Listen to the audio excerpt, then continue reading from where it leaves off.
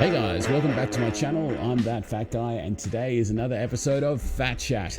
Fat Chat is where I talk to real people and learn about their weight loss journeys and get some perspective as to what has given them success. Because I only have one story to tell, and that is my own. There are so many others out there that can offer a different perspective, which may inspire some to turn their life around and start a healthier lifestyle.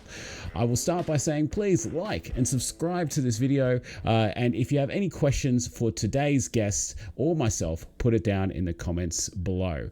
I'm really excited to be chatting to a bloke who spends as much time on YouTube as I do. He is not fat, he is just big boned. I've got Rodney with me. How you doing, Rodney?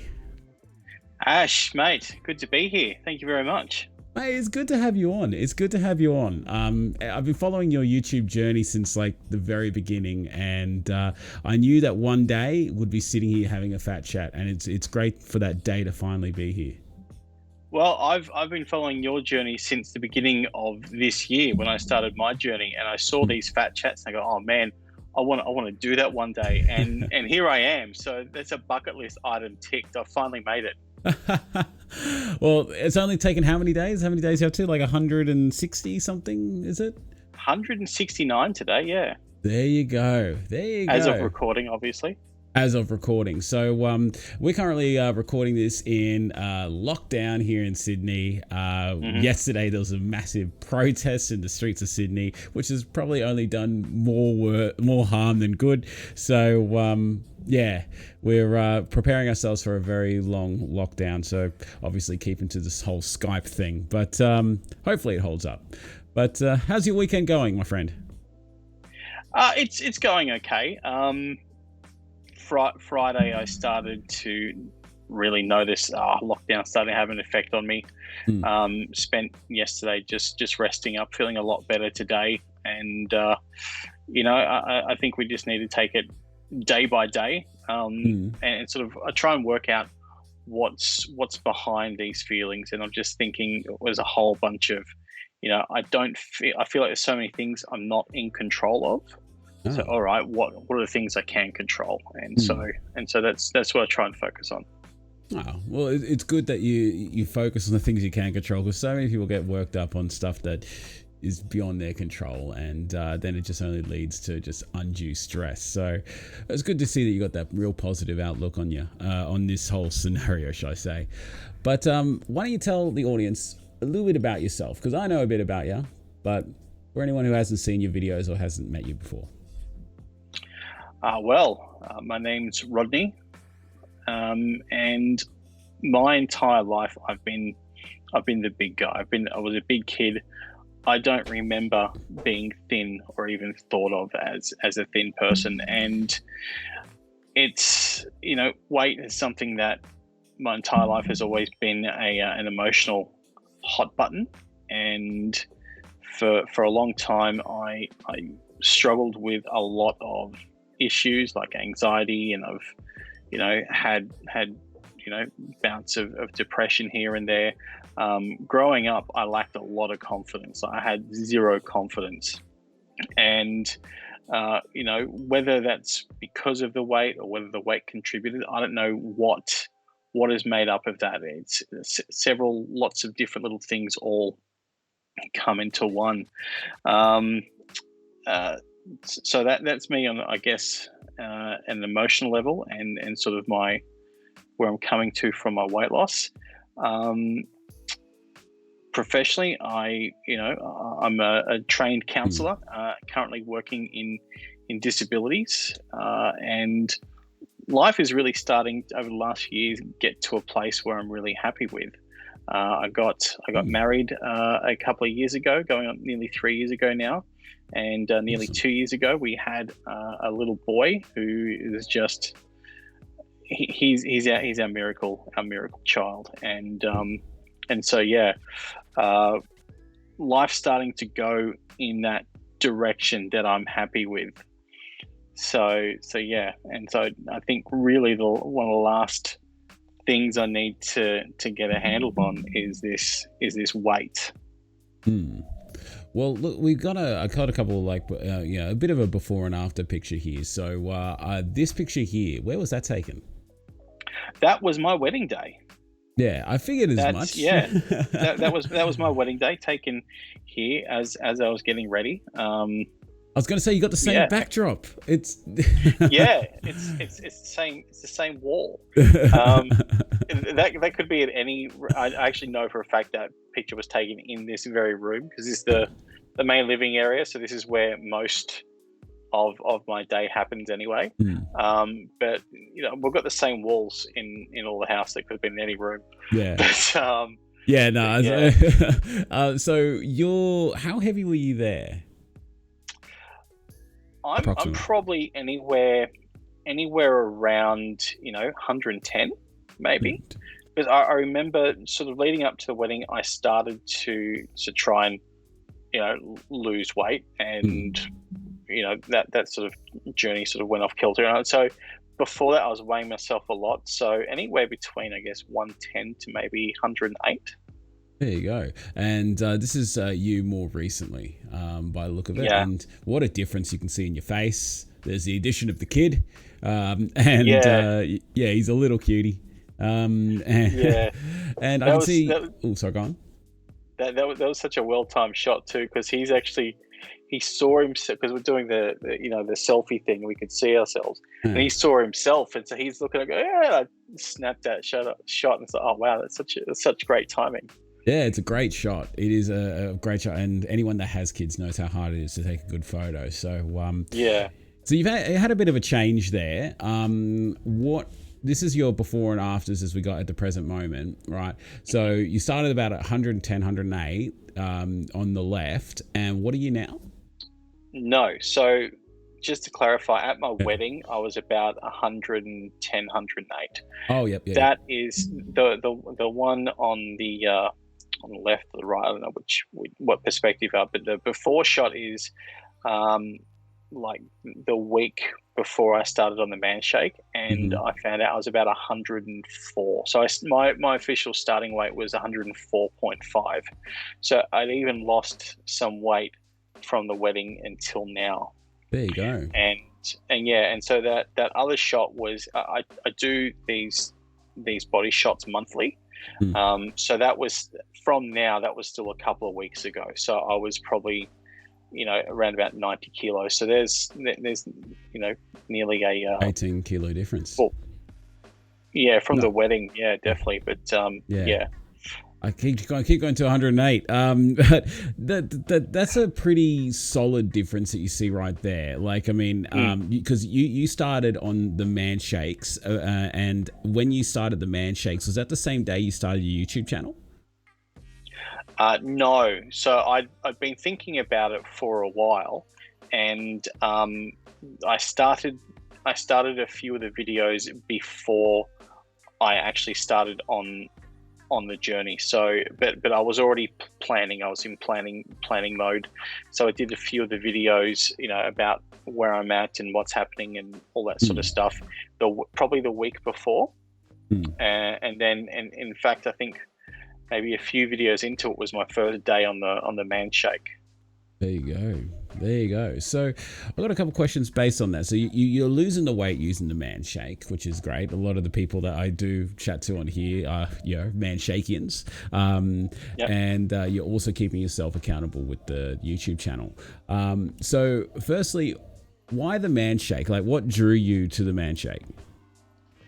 It's a really good question, because not even I know. So I've over the past few years, I've done different things to try and lose weight, and my most recent attempt before this one was last year, and sort of came off the rails a bit. And so at the beginning of the year, I wrote down a bunch of goals, and one of them was to weigh 95 kilos. I didn't have a plan of how I was going to do it. I thought, just write it down, the goal, and it'll come to you. And then in January, I don't even know how it happened, but one day I found myself looking up the man shake and going down this man shake rabbit hole. And like I said, I don't even remember what started it.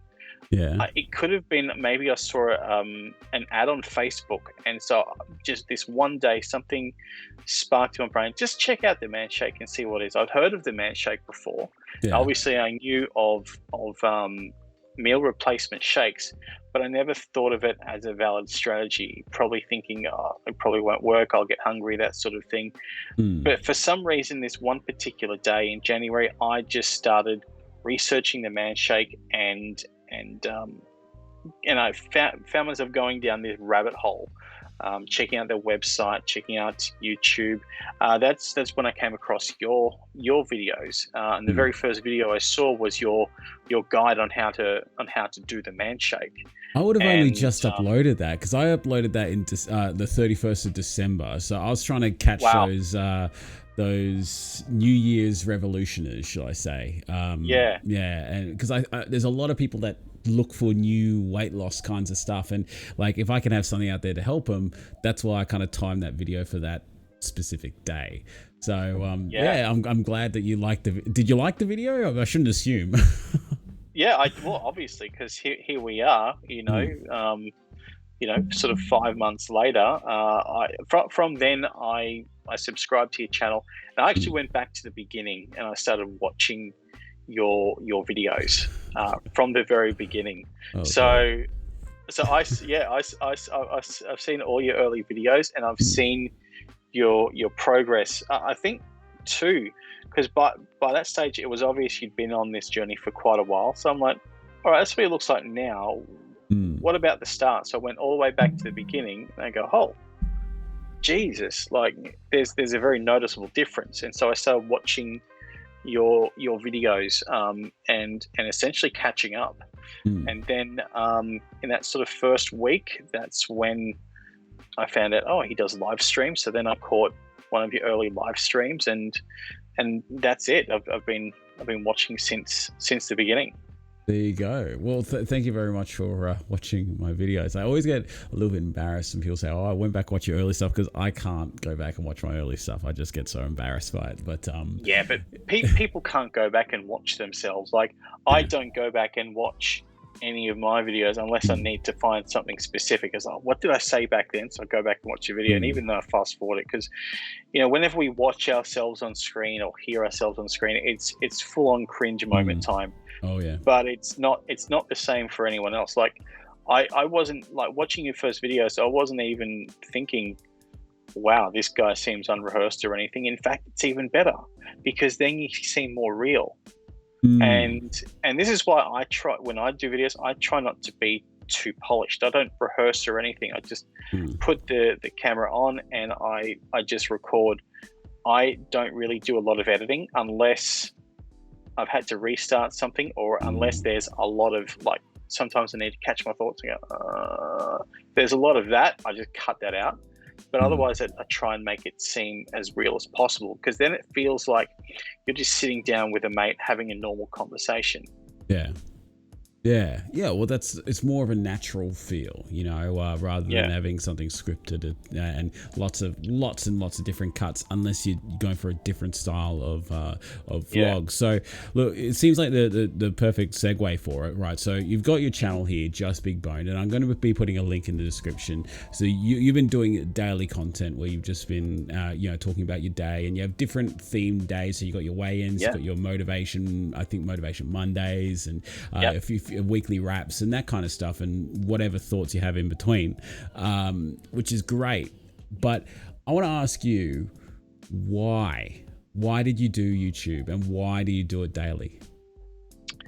Some really good questions here. So why YouTube? I'm not unfamiliar with YouTube and filmmaking.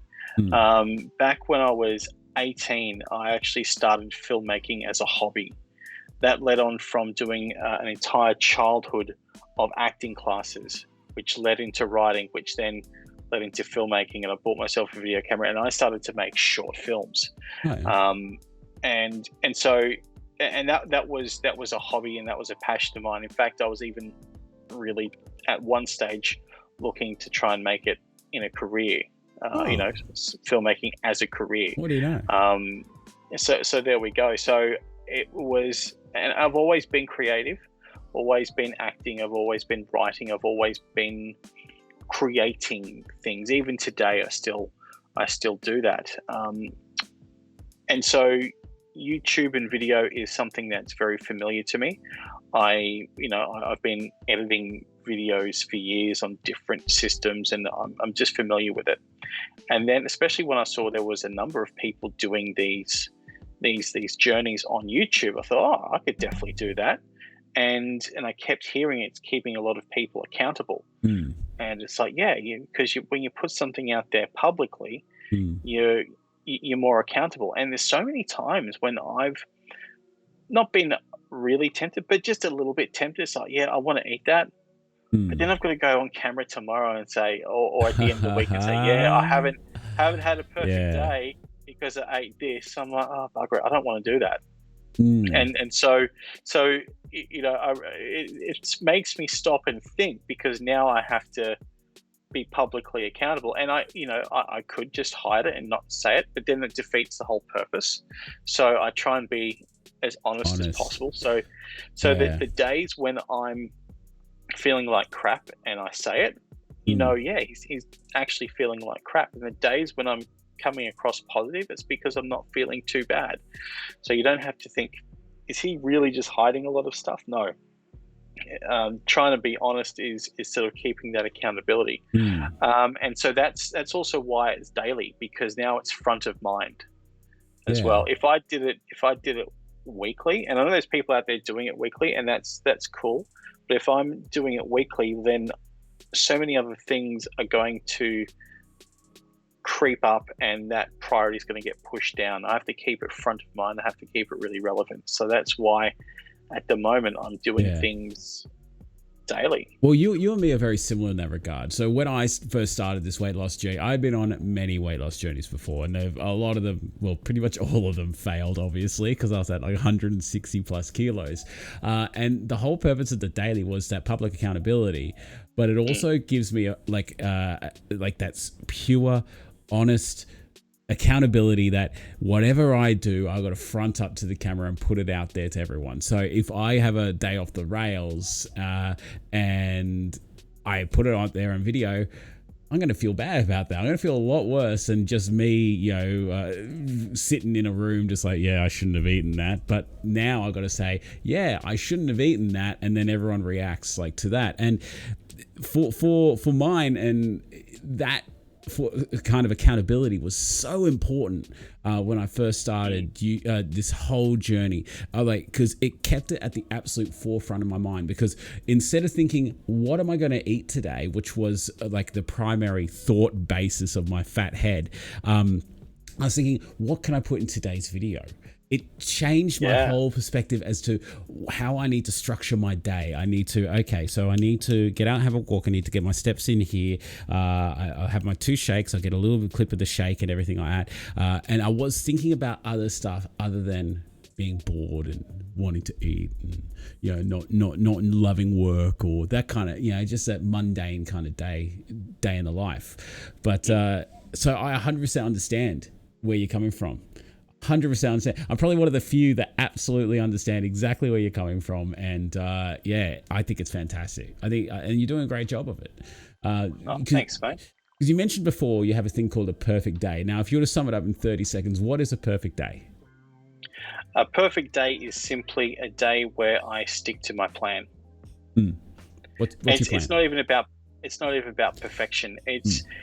On my plan, it's about 5 or 6 things. So first of all, I've got to replace 2 meals a day with man shakes. Then I have to have between 2 to 3 snacks a day. I have one main meal where it's just food. Whenever I eat food, it has to have less than 10% sugar, and minimum 30 minutes of walking a day. There you go. And that's it. And so if I stick to those things and I don't go outside of that or even underneath that, then I consider that a perfect day. And perfect day was just the term I used. And it wasn't until quite into it, I thought, people probably thinking I'm striving for perfection, and I'm really not. Just it's a very basic, simple plan, and as long as I stick to that, you could call it anything, call it a good day or whatever. I don't know, I just chose perfect day and how that came about, that concept is I was trying to be really scientific almost without being a scientist in my approach. So instead of, if something goes off the rails, then, well, that's it, everything's out the window, as has happened in the past. I thought you need to tweak and make changes. And so then I thought, well, hang on, I could go through a week and only stick to my plan like 2 times and gain weight. But that doesn't mean I should tweak the plan. I have to make sure I'm sticking to the plan before I need to know I need to change the plan. And so I thought, well, you need to track all the days that you're sticking to the plan. So that way, if you stick to it, a good amount of time and it's still not working, that's when you need to know you need to make changes in your plan. If you don't stick to it and it's not working, well, then you need to make sure you stick into the plan first. Right. If that makes sense. It makes complete sense. That's why I started. Yeah, and then that in itself, I discovered that was just simply a way of making, seeing if I was sticking to the plan to know if I need to change it. And it actually became a really good motivator. I remember earlier in the year, I was at a friend's birthday party. We were having an entire day of board games. And so as we do in our group, there's lots of snacks. And this was one of the first major challenges with my weight, with my weight loss. And so I took shakes with me. I took snacks with me. I'm like, I don't need to eat anything else there. I've got everything. I'm set. And chocolate and everything's being passed around and things like that. And there was at one stage I was really, really tempted to just, I'll just have one. It'll be okay. And I thought, well, hang on. If you have this one, you can't call this a perfect day. And if you're going to forego a perfect day, you don't want it to be for one thing. You want it to be worth it. And I don't want to, and this was a Saturday, and so weigh-in's the next day. So I don't want to gorge myself the day before weigh-in. So it made it easy to go, no, I'm not having it because I want to keep my perfect day. And the times that I do, go off a perfect day, there's a purpose to it, there's a planning to it, and it's worth it. So I don't feel bad about it, if that makes sense. See, now I'm a bit relieved the fact that you said that that if you do go off those days, there is a purpose, there is a reason behind it. And following your journey on YouTube, there have been days, if not weekends, where you've had off. And very early on in the journey, I understand the need for the perfect days, and having an X amount of perfect days, especially the day before weigh-in. I hear you, brother. I hear you. You're preaching to the choir here. But I was getting sort of like, okay, well, if he's constantly keeping to a perfect day, when does he learn that healthy, balanced lifestyle? Of which you did make mention that there was purpose behind certain days and that. So it sounds like you're well on your way to discovering that healthy balance, so you can get the weight off and then work to keep it off. And understand that not every week you're going to have a loss. That's the biggest thing. Like, everyone gets so focused on the scales, and it just, it drives people up the wall crazy. But, and there's been times where I've stuck to I've stuck to the plan. It's been good. And then boom, I have a gain. It's like, I don't get it. And in those times I get disappointed, and I, being honest on the channel, I say when I'm disappointed, but it doesn't drive me up the wall crazy.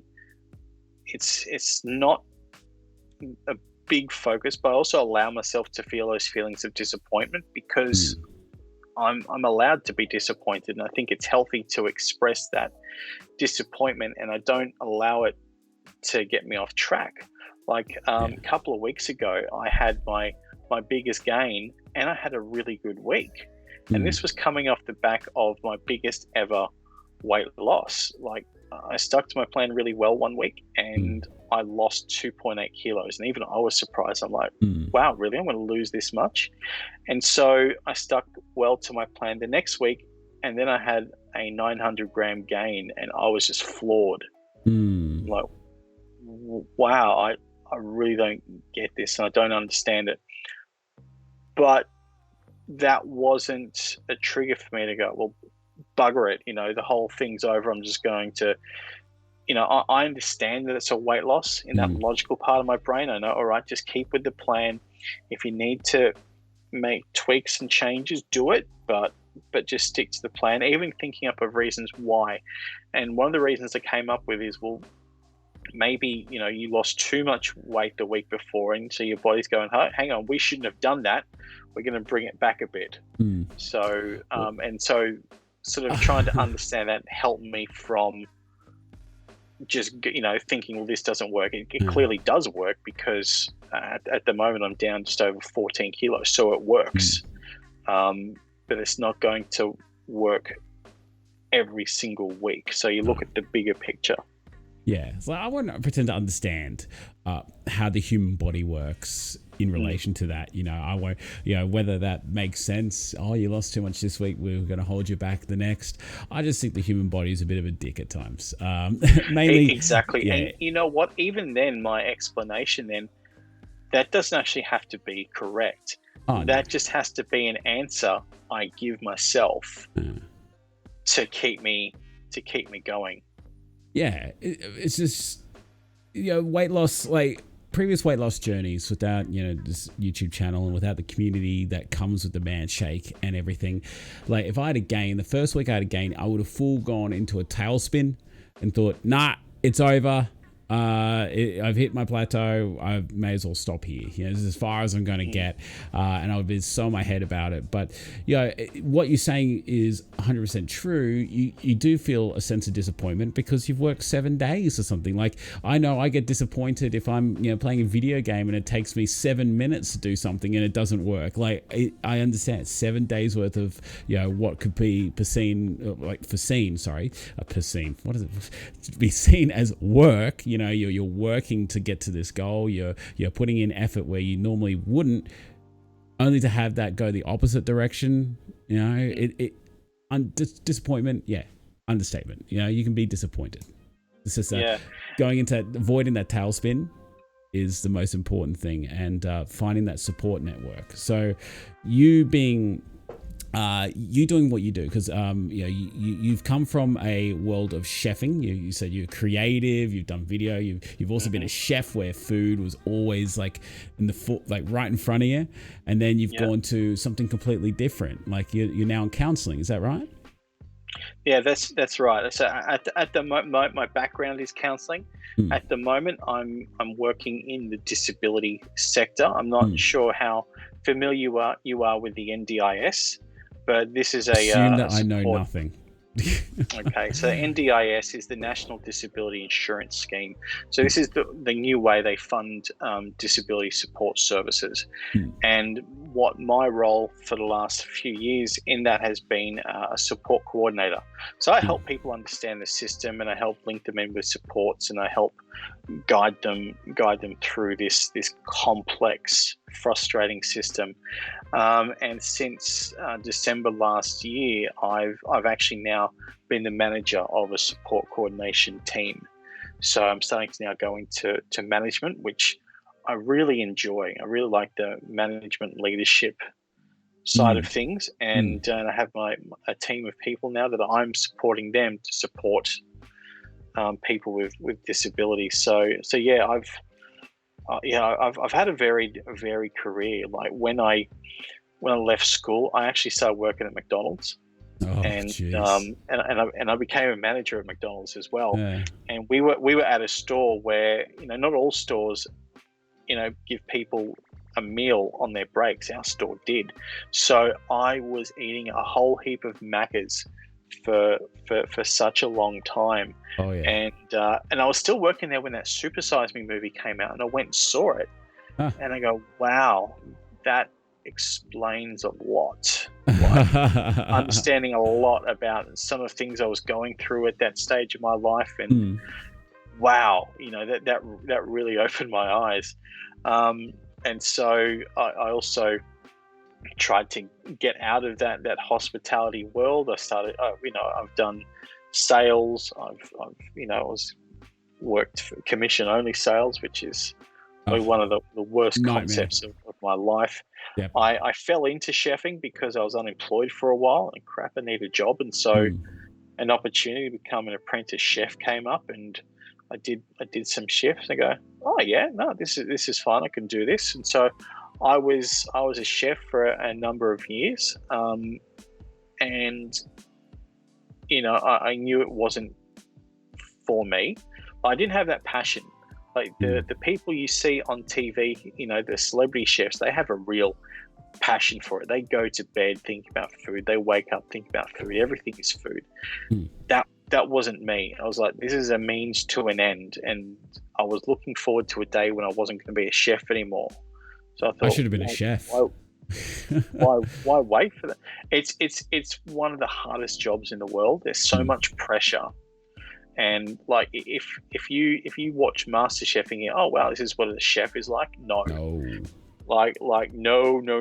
If they want them to really experience the whole what it's like being a chef, they need to get them to do a challenge where they're completely off their face on some sort of substance, because that's actually what it's like. The amount of substance abuse in the industry is really, really high. And so I thought to myself, why wait for that day? So I quit, wanted to do something else, but I had no background or training in anything. And it was 2008 where I had a complete overhaul of my life. I was living in Blacktown. I moved back home with my mum. I was engaged. I broke that off and had a complete overhaul of my life. And I wanted to do something meaningful. And I didn't know what that was going to be, but I just wanted to do something meaningful. And I knew I had to retrain. And so I was watching an episode of it. Do you remember that show that was on many years ago, The Force? It was sort of like the Australian version of Cops. I remember the name, but yeah, go on. I was watching that, and I thought maybe I should go and be a cop. So I actually even rang up and got an application form, sort of prepared to do that. But before I could do that, I saw an ad in the local paper about doing a diploma in counselling. And I had been on the other side of that many, many times. I first saw a counsellor when I was 11 years old. And so throughout my life, I had seen different counsellors. It was something I knew well. It was something that I responded well to. And I thought, wow, you could probably be a good counsellor. So I started studying that, and I found that not only did I enjoy it, but I was actually quite good at it in the beginning. And so that's when I started working with Lifeline on the phones, and I absolutely loved that. I loved it so much, I did it weekly instead of fortnightly as you're required to. And so from there, that's when life started to pick up and started to get better. There you go. That sounds like a pretty dramatic shift in careers and life. Like, you broke off an engagement, moved back with your mom, and that. It's a lot of people, I guess, would be at that stage where they feel the need to start fresh, but either not be in the position to, or just not have the we're on a weight loss channel, the guts to go through with it. And like, how daunting was that experience, like, to start with? Well, I was coming from a bad place, so it wasn't that daunting. And it was quite refreshing because, as I mentioned, I was living in Blacktown, and obviously, Sydney, the general makeup. So I grew up on the Northern Beaches, and all of a sudden in my mid-20s found myself living in Blacktown. So boom, culture shock. And not that there's anything wrong with Blacktown, ladies and gentlemen. Yeah, because I grew up in the North Shore, Northern Beaches as well, and I live out in Penrith. But there certainly is a difference in demographics and like lifestyle. So I can understand where you're coming from there, but I don't want to take anything away from those who live in Blacktown. No, definitely not. And I guess what the part I didn't mention is where I was living, and in the household I was living in, there was also, for want of a better term, was drugs. Okay, and I was part of that. I was chronically smoking the funny stuff for a couple of years, and so I was not doing well. Yeah, and so I needed to make a dramatic change, and so it wasn't daunting for me because I was at rock bottom. And so I was only going up, and I guess I was lucky because at the time I had a mum who was like, yes, come back, come and stay here, and whatever you choose to do, I'll support you with that. If this is what you need, do that. So I was really lucky, and I know a lot of people, they don't have that support structure. So yeah, I was lucky, but I do know what you're talking about, because this is when I had a conversation with my brother around that time. Now, my brother is younger than me, and I was talking to him one day about, I'm doing this, and he mentioned he wasn't really happy in the job he was doing, and I said, I said to him, well, why don't you change? And I'll never forget it. He said to me, I'm too old now to do anything different. There you go. I'm like, you're 26 years old. What the hell do you mean you're too old? I'm older than you, and I'm doing it. What the hell are you talking about? So some people, it's almost like the better the devil you know. It's like he wasn't happy doing it, but he didn't want to take the risk of doing something different and being unhappier. And I was lucky because, well, my risk is if I stay doing this, I'm going to continue going down this gurgler. Anything has got to be better than what I'm doing now. So that wasn't daunting for me, but I can definitely see where making a big change like that. And the thing is, though, if you want to make a change in your life, if you're watching this and you're wanting to lose weight, you don't need to make big dramatic changes. You just need to identify where you need to make those changes and make the changes that are as smallest as possible, but are going to get you the results you need. Yeah. Well, that's very great advice. You don't necessarily need to start with massive changes. Just work with the small things, and eventually all those small things add up to one big thing. It's great. That's fantastic. So along the way, you have had some challenges, though. Like like one time you wound up in hospital. Yeah. So this was back in 2010.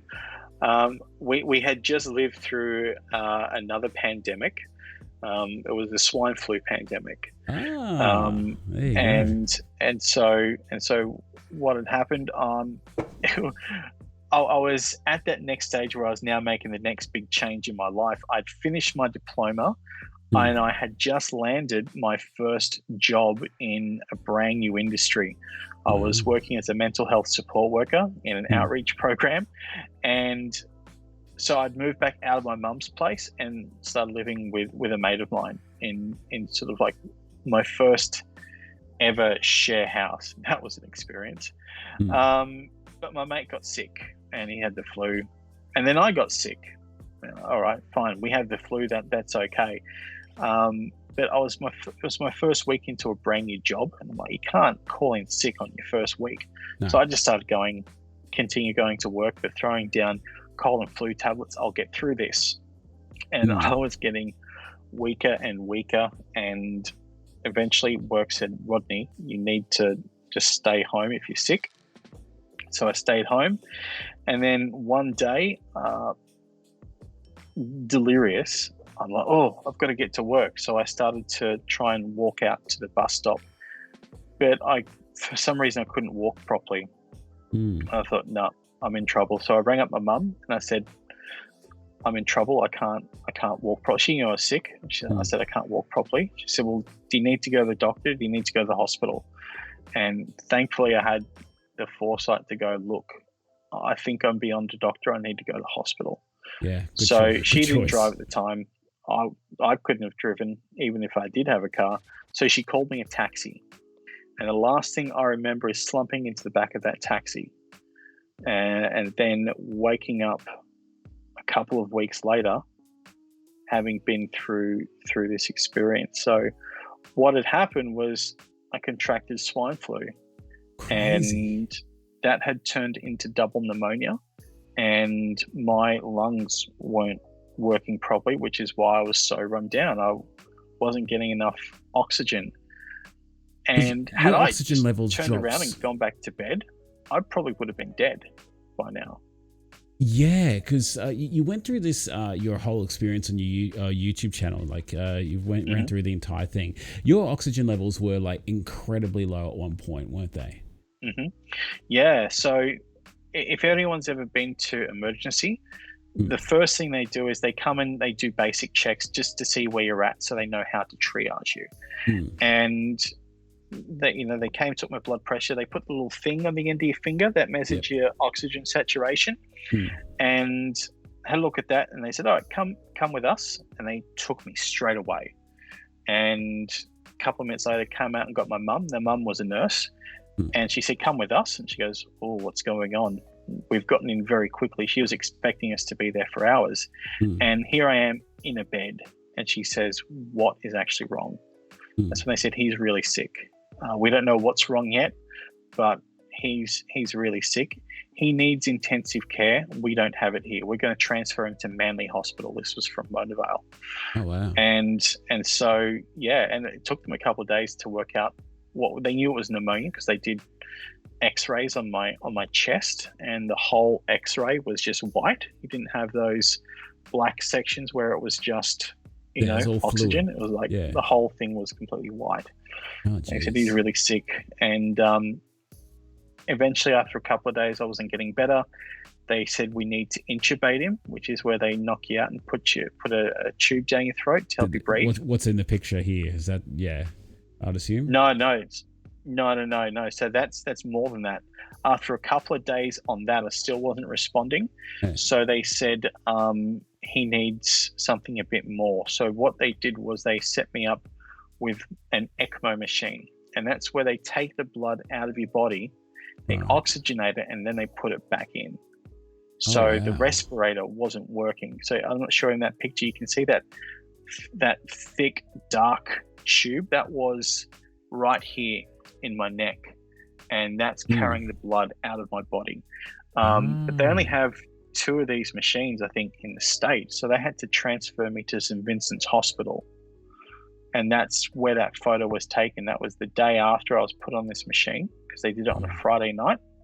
Jeez. And my first day in St. Vincent's. And that was also the day they said to my mum, "You better have everyone come in and see him, because we don't know if he's going to make it out of this." And my mum took that photo. She had to sneakily take that photo because she didn't know if she would be allowed to. So she took it on the sly. And when I woke up out of my coma, I for some reason, I said to her, "Did anyone take a photo of me?" Yeah. And she gave me this weird look. I said, "Oh no, I've said the wrong thing." And she said, "Yes, I did." I said to myself, Rodney's going to want to see a photo of this. So she took a photo. I'm like, "Oh, thank God you took that photo. It was really good." And so people came and saw me that day, and there were a few up and down days, but I started to get better. And eventually, after 11 days on that machine, induced coma, they brought me out of it, and started to take everything off. Well, I'm happy to hear that you got better. So you got double pneumonia and swine flu. That's something that you got a story about. Like, I don't think many people can say they got swine flu and had to be on an ECMO machine. And like imagine being your mum going through that. Her son told, like, get everyone to say, to see him because he mightn't last. Yep. It's that must be. And the whole time you had no idea because you were in a coma. You had no idea, that this was life or death. I was in a. Yeah, no, I didn't know.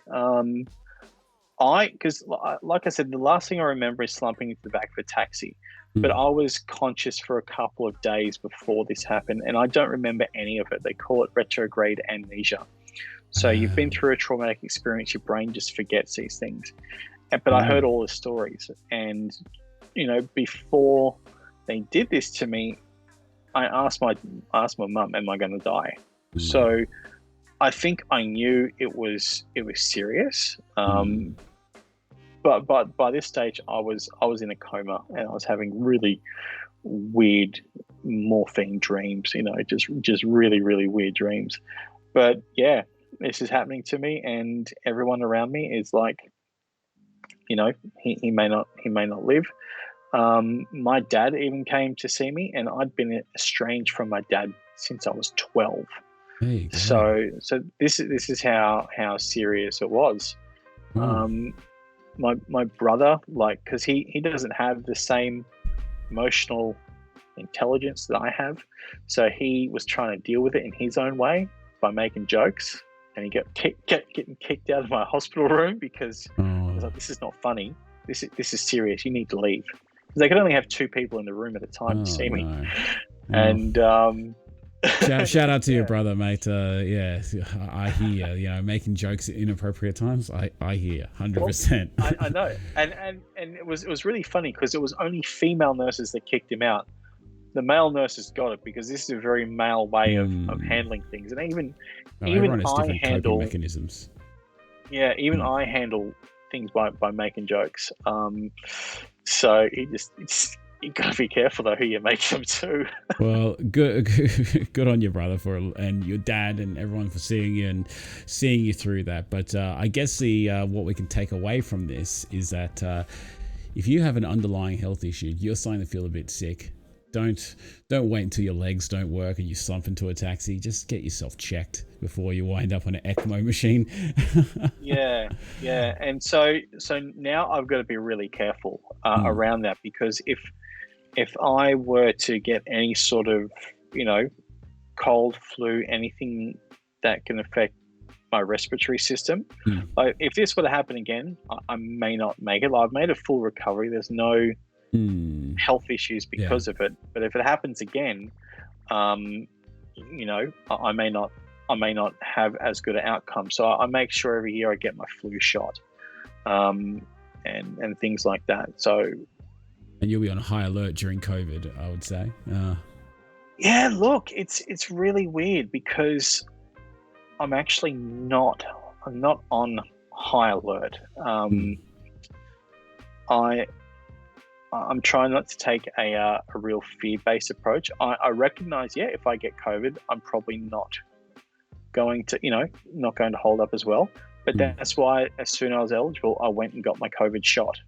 So now I've given myself the best chance I can possibly have of getting this. I'm following all government restrictions, advice, simply because I don't want to get fined, and I don't want to give that money back to the government. But yeah, I'm not fearing it. I'm not in a panic about it. I'm going through my life.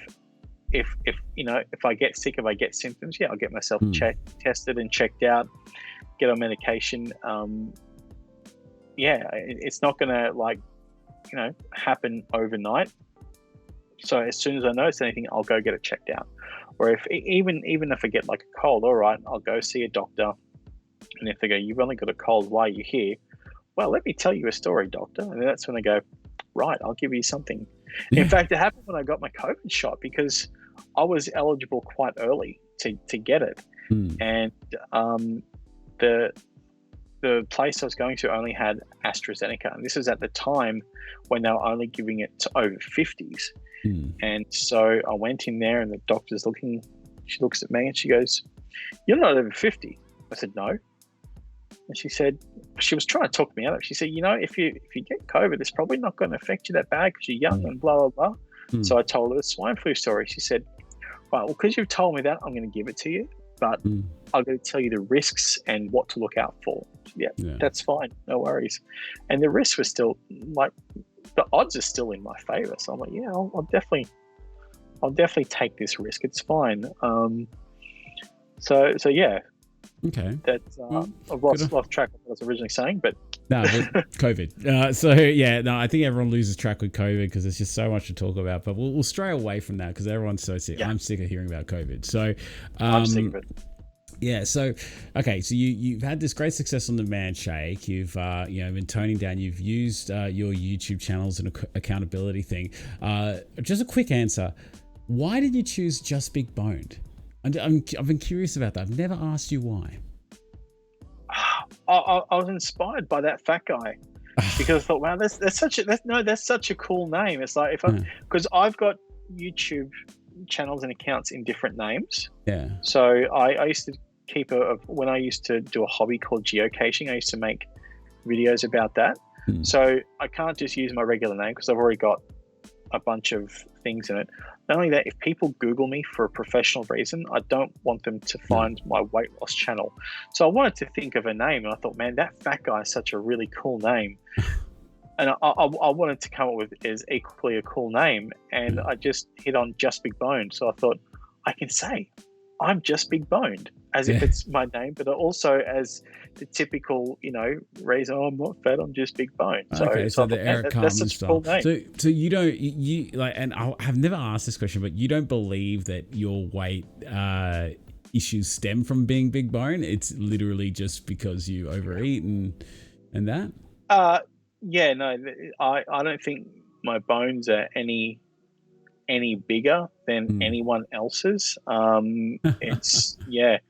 It's my weight it's a mixture of a lot of different things, a lot of things coming together to create a perfect storm, which have led to my weight loss. Not necessarily always overeating, and I think that's a thing that people miss. Like, people who don't understand, they think, well, you just need to eat less. Well, it's like, well, no, it's not necessarily about eating less. Maybe you're not eating the right stuff, or there were times where I definitely didn't think I overeat. Then the times, I definitely do. Yeah. So it's not always about that. It's complex in the fact that there's many different factors that go into it. It's not just one thing. It's like when you're losing weight, you can't just focus on one thing. You can't just focus on going to the gym without addressing the nutrition, because that's not going to work. It's lots of things have to fall into place to put it on and to take it off. Well, what you say makes complete sense. It absolutely does make complete sense. And no two body types are the same. Like, you and I, we got very different body types. So when, I take my before and afters and I compare it to, of course, being, a guy who's been obsessed with his own body in bad ways, more than one, and has a bit of body dysmorphia. I'm always looking at other people's before and afters, and of course you compare it to your own, but it just really goes to show, and it amazes me every time that there's so many different type of body types out there, and there's not just like that sort of there's like endomorph and there's all this other stuff that they say, but just like in terms of shape, build, and where people hold weight, it astounds me. And that's why I feel that like pages like the Man Shakers Facebook group and that has just been such a beneficial experience for me, because I get to see that so many other blokes out there struggle with the same thoughts, the same complex body issues, and the fact that they may have a bit of body dysmorphia as well. Like, it's just such a great experience, and that's like the one key bit of advice that I want to give people out there is that find your support network. And if you need to jump on the Man Shakers Facebook page, even if you're not on the Man Shake, if you're just a bloke out there wanting to get some help, and some support, jump on that page. We won't say no. Rodney, how do you feel that those pages, has those pages helped you, should I say? Yeah, definitely. Definitely. I think, the reason why this journey has been successful is due to a lot of different things, and definitely that support from that page has been one of them. Even if it's just a place for you to lurk and not necessarily post anything, you can see I'm not alone. But also too, even in your times that you're feeling down on yourself, like you can look at the page and go, wow, you know, you start. I don't want to say you need to compare yourself, but when you start comparing yourself to others, you go, wow, I'm definitely not in. This is going to sound really negative. No, I know what you're saying. But, you may be starting to question on your own progress, and then you can take a look at some other people posting and say, well, he's just beginning. So like I'm where I am now. And it's as a constant reminder as like, you know, new people come in and they post up their before pictures like, hey, I'm just starting. Yeah. It's like a bit of a reminder. It's like, I remember when I was there. I've come so far. I think that's is that what you're getting at there, Rodney? Yes, but then also you can look at other people and you think, oh my god, I was in a really bad place, and you look at where other people have come from, you go, wow, I was never at that place. Like there's people on there who before they started their journey, they had a lot more weight than I ever did, and they had a lot more issues than I ever have. Like I've never had physical issues because of my weight. I never had, body aches or anything like that every day because of how much I weighed. And there's people that came from there, and I go, wow, I never had that. So that's, wow. I now feel better about even where I started compared to where other people started. And I think that was more where I was trying to get at. Yeah. Oh, okay. But definitely you're right. You can also compare, how far I've come and someone's early on their journey, and even just by when you help someone on that page, that's when you realize, wow, I've actually learned a lot because I've just now demonstrated my knowledge in helping someone else out. So there's lots of different ways that the page helps. It's when you think of it, like in some ways, like there's people that will be joining up that page at a variety of weights. There are people that are joining it like 95 kilos or 110, 150, 250. And they will all, like a majority of them will probably be the biggest they've ever been. And they will be having like, real self-esteem issues and thinking, I'm proper fat. And sometimes it's just a and what you're saying is true, is a motivation to know that, there may be someone that is not a motivation. You shouldn't be drawing motivation from it, but you're not as bad as what someone else may be. And as bad as it sounds, like there's always someone that's in a worse off position than you. And the fact that you didn't have those weight-related health threats, like I had obstructive sleep apnea, like bad, and I also was pre-diabetic, right? But I was like, oh my god, like at that stage, how I must be so bad. And then there are other people on the page that have diabetes, that are on CPAP machines, that have blown out knees and that kind of stuff. And I draw motivation from those people saying that they've gotten to that point, but they've decided to make the change and they're motivated to turn that around. And to me, that is such a motivator, and I absolutely love it. And the fact that there's all these different body types and sizes in there, it just is the best tool. It is the best page of people. So guys, if you're not on it already and you are a bloke, unfortunately we only accept men, because there are a lot of men out there that are posting up near naked photos of themselves, and if the page were flooded with women, it would be a lot less likely that men will be willing to open up. So it's a bit of a men's space. So if you are a bloke out there and you want to get some support from thousands of other blokes who just want to do nothing but support you with weight loss, the Man Shakers Facebook page, it is just a realm outside of Facebook. Facebook is just so toxic. But this page, if you are rude, if you are if you belittle someone, or if you mock someone or anything like that, you're gone straight away. That's it. And I think that's the difference. Like other pages on Facebook, they do have the similar no dickhead policy, but it's not enforced. Whereas the Man Shakers page has got a really good group of admins and moderators, and it's, you know, I've seen those dick comments, and I go, "Ooh, I'm going to follow this and see what happens," and then it's gone. It gets shut down, and then usually it's always Tim who's doing a reminder post that, you know, who comes in and really sort of, you know, sticks to law and says, this is a safe space and no dickhead policy. But go if you're going to be like that. That being said, it doesn't happen often. Like I come across maybe one report, like out of 8,000 members or something like that. There's only like one reported post like every couple of days, and even then it's like borderline. Like someone may take a little offense to it, but then most of the time I'm like, that's cool. But if it's just flat out insulting, then I remove it. I message a person, say to them, look, first and last, don't do that again. Otherwise, gone skis. And usually that gets. That rectifies the whole issue. But look, we'll start wrapping up in a minute. But I just want to ask you, if you had to give any keywords of wisdom or words of advice to blokes out there or ladies that are just thinking about getting started, what would you say to them?